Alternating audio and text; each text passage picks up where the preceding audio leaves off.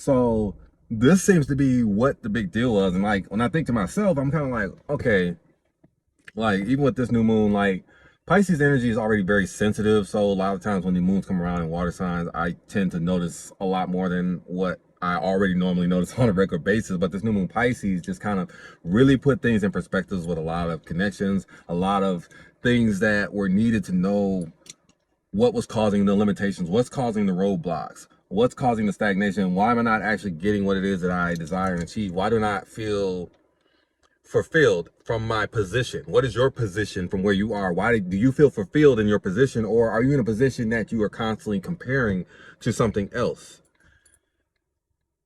Dream big. Since this year, there's been a weight, a mental weight, a disconnect. And this weight has been because there's been a lot of heavy mental energy since this year started and kicked off. And what is everyone doing? What are you doing? Why are we not going towards what it is that we want? Why do we not feel that we deserve it? Why does it feel like there's this lack mindset?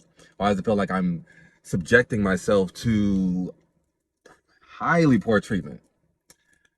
I was thinking about today and how like the throat chakra feels extremely active, and I don't mean just with these messages that are coming out, you know, the whole Saraswati vibes. I was thinking about particularly, I usually tend to let a lot of things slide, but today I didn't. I was at a diner with my friend, and it was just, I'll tell you the truth, I get really actually tired of gaslighting. Like everybody seems to in this age gaslight.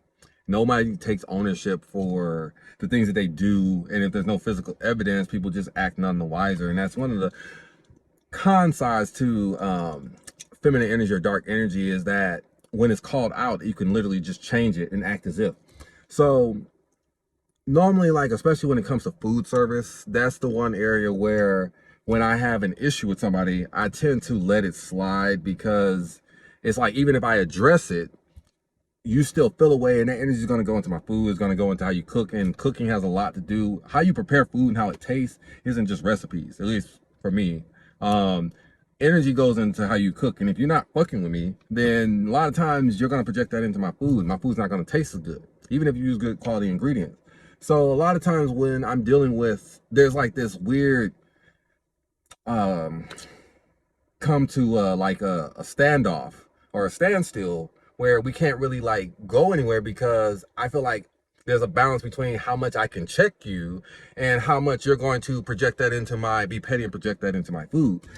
But it was just like overall, it didn't fucking matter. Like today, I don't know what was different. Like it's like I did not care. I didn't care about any of that. It felt like I was wronged. I wasn't getting what I deserved. My friend wasn't getting what I deserved, and it needed to be addressed. And it wasn't until it was addressed directly that I felt in alignment. The weight came off my back. When you're carrying an energy projection from other people that's not for you, then that weight comes onto you, because you subconsciously tell yourself that you accept that. What are you telling your spirit? What are you telling your inner child when you receive energies that you don't want, that aren't actually deserving of you, but you accept them because you don't put up a fight, or you just don't put up the barrier to shield that out? Your inner child, your spirit, they're looking at you like, damn, like, I guess he's like, if you like it, I love it type of energy. And it's like, yeah, I want to step in, but you have those friends where you can't fight more on their behalf than they fight for themselves. Yes, you can show up for them, but you can't fight more than they're willing to show up. And it's the same for you. Your inner child knows your creativity. Your inner child knows the things that you want to do and is willing to work with you, even though it has a different way of communicating. But your spirit, and your spirit on the other hand, also knows what's best for you as well. But they're not going to step in and do the work for you unless it's at risk or danger to your well-being. But even then, they're still sitting back. So the issue is what's going on a subconscious level is when you accept mistreatment, when you accept being a sneaky link, when you accept being second, when you accept the lower pay, when you accept what you're given rather than what you deserve, you accept false modesty, playing in the ego. False modesty is in the ego.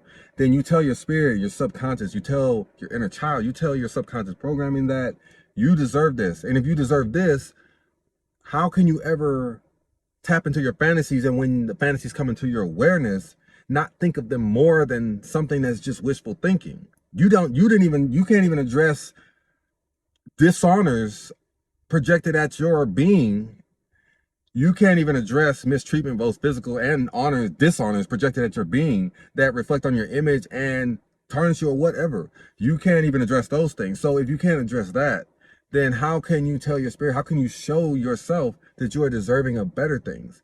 And this is why you have to stand in energy. You have to constantly push out energy that is not yours. You have to constantly push out energy that is less than the vibration that should be being received by you.